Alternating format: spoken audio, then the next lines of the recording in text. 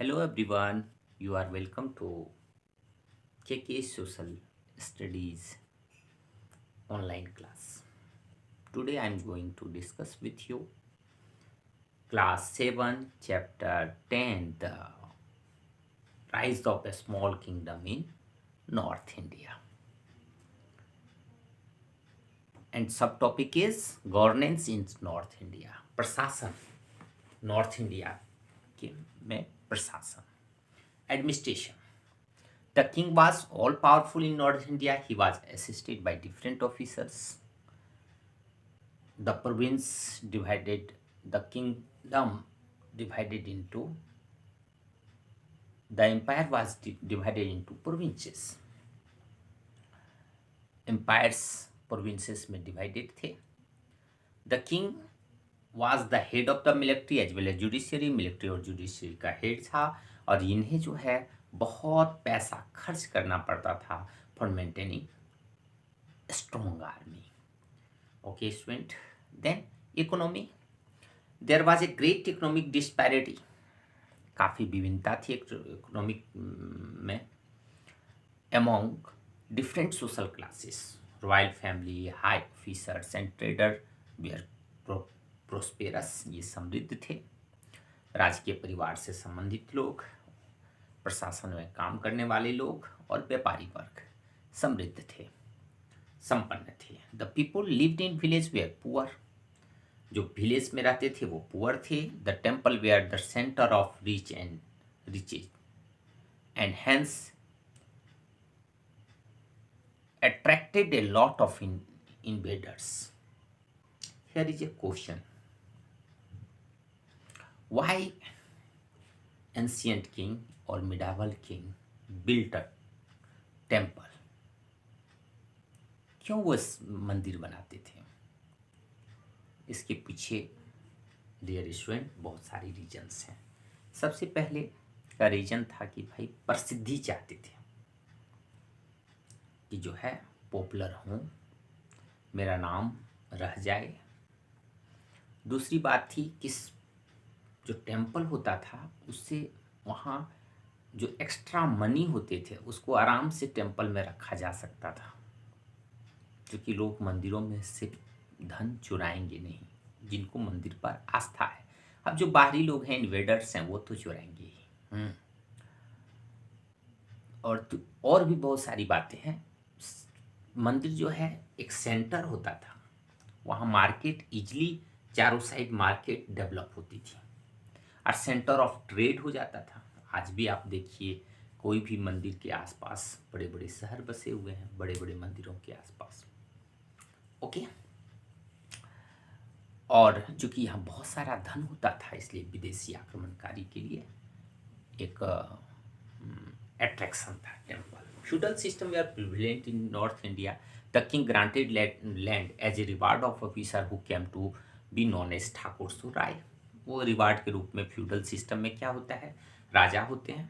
राजा अपने किंगडम को प्रोविंसेस में बांटता, प्रोविंस फिर जो है डिस्ट्रिक्ट में बढ़ते हैं, डिस्ट्रिक्ट फिर ग्रुप ऑफ विलेजेस में बढ़ते हैं, फिर विलेज होता है. तो हर एक लेवल पर प्रशासनिक पदाधिकारी होते हैं. ठीक है.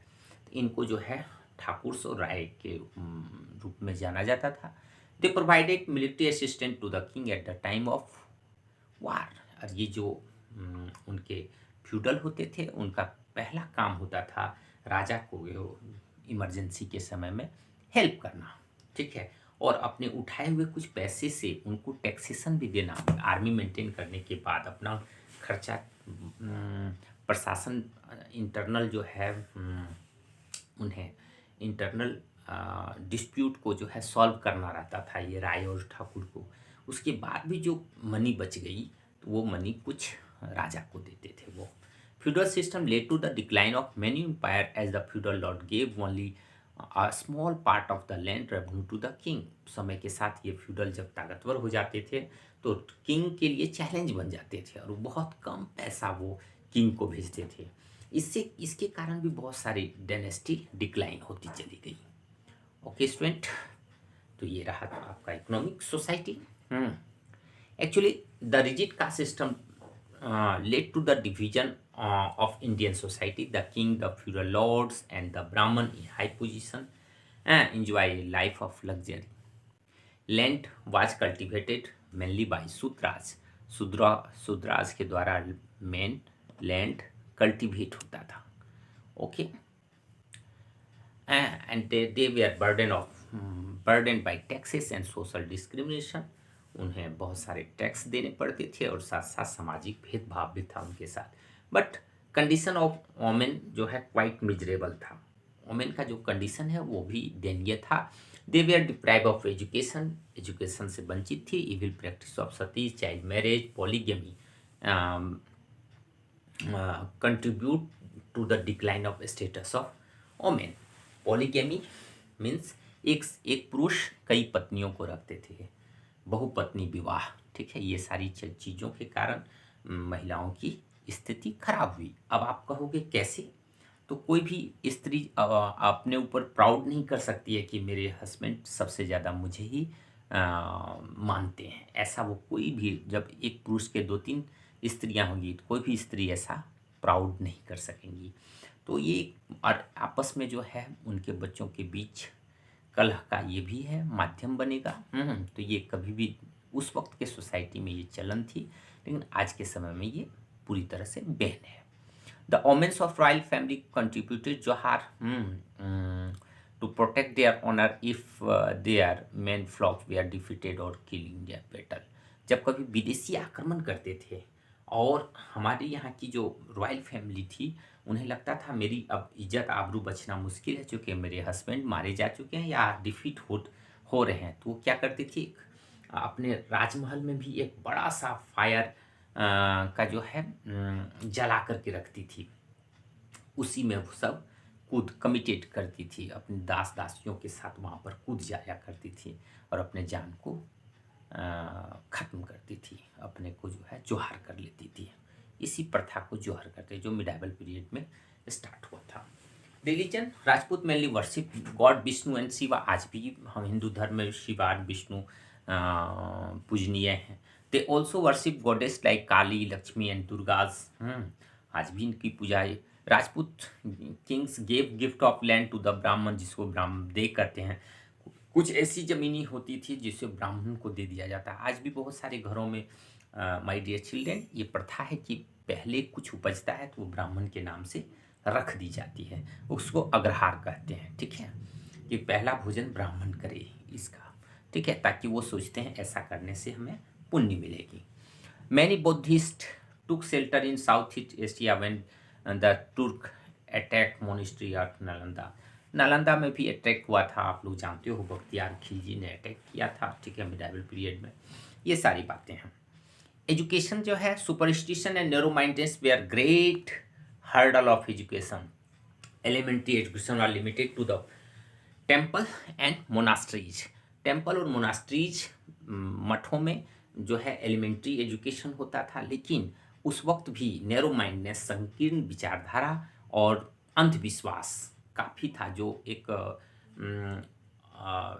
एजुकेशन के विकास में बाधा थी डियर स्टूडेंट. लेकिन कुछ ऐसे भी यूनिवर्सिटी थे जो उस वक्त थे, और वो यूनिवर्सिटी है Nalanda and Vikramshila. Who established Nalanda university? Gupta ruler Kumaragupta. And Vikramshila university who established? Pala ruler Dharmapala. Okay, become main centre of higher education. The study of philosophy, religion was encouraged, but subject like mathematics, science were ignored. उस वक्त क्या होते थे, philosophy subject में religion को ज़्यादा पढ़ाया जाता था, और आत्मा क्या है, परमात्मा क्या है, ईश्वर क्या है, व्यक्ति और समाज का कैसा संबंध होना चाहिए, इन सब बातों पर, सामाजिक व्यवस्था कैसी होनी चाहिए, वर्ण व्यवस्था क्या है, इन सब चीज़ों पर बहुत रिसर्च होती थी. और इसी को फिलोसफी में तर्क के माध्यम से इसको जज किया जाता था. ये सारी चीज़ें पढ़ाई जाती थी. मैथमेटिक्स और साइंस को एक बेसिक लेवल तक पढ़ाई जाती थी, उसके ऊपर इग्नोर किया जाता था. Regional language like Marathis, Gujarati, Bengali develop, and as they were the language in which bhakti saint preach and compose song. बहुत सारे भक्ति सॉन्ग ने इसी लैंग्वेज में जो लोकल लैंग्वेज है उसमें सॉन्ग और गाया है और उसको उपदेश दिया है। इसके पीछे उद्देश्य ये था कि ताकि लोगों तक जल बात को पहुंचाई जा सके आसान भाषाओं में, ठीक है, उनके भाषाओं में बात को, कोई भी चीज़ों को परोसा जा सके, ठीक है। Bhakti such enjoy a place of prominence. Pali Prakrit language were use for writing books on Buddhism and Jainism. ज़्यादातर बुद्धिस्ट जो टेस्ट हैं वो पाली भाषा में लिखी हुई है और प्राकृत भाषा में ज़्यादातर जैनिज्म टेस्ट लिखी हुई हैं। चिल्ड्रेन, पाली और प्राकृत अभ्रंश भाषा है संस्कृत का। संस्कृत भाषा में जब थोड़ी मिक्सिंग हुई तो पाली और प्राकृत भी हुई। फिर पाली और प्राकृत भाषा फिर मॉडिफाई हुई तो उसमें मगही, अंग अंग में जो भागलपुर में बोली जाती है, फिर जो है नागपुरी, खोरठा, मैथिली, बंगाली, ये सारी लैंग्वेज डेवलप हुए, ठीक है, पाली और प्राकृत लैंग्वेज से बाद के समय में। ये रहा रिमेन्स ऑफ नालंदा, बिहार में है। इसके बारे में बहुत कुछ आपको जानना चाहिए, ओके, ठीक है। नेक्स्ट है art and architecture. Example of painting of north India can be found in many form of mural in place of caves and temple. The Jain monk and painter Bengali develop art of manicure painting. मैंने पहले ही कहा था ये manicure painting का सबसे बड़ा example है। इसके वाल को आप देखिए, दो छोटी सी जगह पर इतना सा स्पेस में भी एक पेंटिंग बना देता है। जो लघु भित्ति चित्र हैं वो पेंटिंग है। लिंगराज टेम्पल भुवनेश्वर, आप जब भी जाने का मौका मिले तो आप इन सब मैनिक्योर पेंटिंग का एक बेस्ट एग्जाम्पल देख सकते हैं, ओके। और वहाँ पर मुक्तेश्वर टेम्पल भी है भुवनेश्वर में, okay dear student.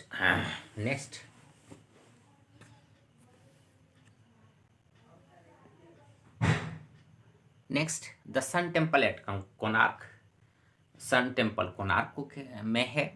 Are the fine example of architecture of the period from 8 to 12 century. इनके जो है बहुत सारे एग्जाम्पल हैं, उत्कृष्ट एग्जाम्पल है। Trade, India trade relationship with the country of east, south east, west, central Asia, European countries से बहुत अच्छा था। And this brought India's into the close contact with development in other countries. दूसरे countries के साथ अच्छा relation बनाने में ये मदद करता था ट्रेड। और the common feature in the political, social, cultural life different part में ये सारी, जब ट्रेड दो लोगों से मिलिएगा, किसी और जगह के लोगों से मिलिएगा तो वहाँ हम लोग क्या सीखते हैं, उनका कल्चर सीखते हैं, उनका पॉलिटिकल लाइफ, उनका सोशल चीज़ें सीखते हैं, वो हमसे भी सीख के जाते हैं, ठीक है। तो ये सारी बातें होती हैं। Turk and Mughal rulers to establish their rule in India. Later जब कुछ समय के बाद दिल्ली सल्तनत आई, दिल्ली सल्तनत के मुगलिया सल्तनत आई हमारे देश में, आप जानोगे इनके बारे में। और Kandariya Mahadev temple Khajuraho, the world famous Kandariya temple complex was build by Chandelas ruler के द्वारा इसे बनाया गया था। जो चंदेल्स रूलर थे वो बुंदेलखंड में रूल करते थे dear student. The temple are decorated with beautiful sculptures. ये जो टेम्पल है बहुत अच्छे स्कल्पचर से बना हुआ है डियर स्टूडेंट। और जो यूरोपियन स्कॉलर्स हैं कभी कभी जो है इस टेम्पल का एग्जाम्पल दे करके हमारी कल्चर को नीचा दिखाने का भी कभी कभी वो क्वेश्चंस करते हैं कि आपके टेम्पल्स के भित्ति चित्र जो हैं भलगर होते हैं, ऐसा क्यों है। एक्चुअली डियर स्टूडेंट, इसमें एक बहुत बड़ा लेसन है। आप इतिहास में देखोगे बहुत बड़ा लेसन है। ये लेसन ये है कि आप अगर संसारिक मोह माया में फंसे हुए हो तो आप जो है कभी परमात्मा को नहीं पा सकते। क्योंकि इसके दीवार के टेम्पल, जो केंद्रीय महादेव टेम्पल है खजुराहो, उसके दीवार में ऐसा नहीं कि जो रूलर्स थे या जो बनाने वाले थे इस टेम्पल को, चंदेल, वो नहीं जानते थे। वो उनका ये सोच थी कि अगर आप इस मोह माया में फंसे रहेंगे तो आपको परमात्मा नहीं मिलेगी। आप इस मोह माया से दूर हटिए और जब अंदर टेम्पल के जाइएगा तो आपको वहाँ ईश्वर, साक्षात ईश्वर, और वो ईश्वर कौन है, भगवान शिव मिलेंगे। जो देवों के देव हैं, ठीक है, हिंदू मैथोलॉजी के अनुसार। तो आपको मोह माया से हटना होगा और तभी भगवान मिलेंगे, ठीक है। इस टेम्पल में ये मैसेज दिया गया है। तो ठीक है स्टूडेंट, उम्मीद करता हूँ कि आप सब समझ चुके होंगे और thank you for listening and watching me.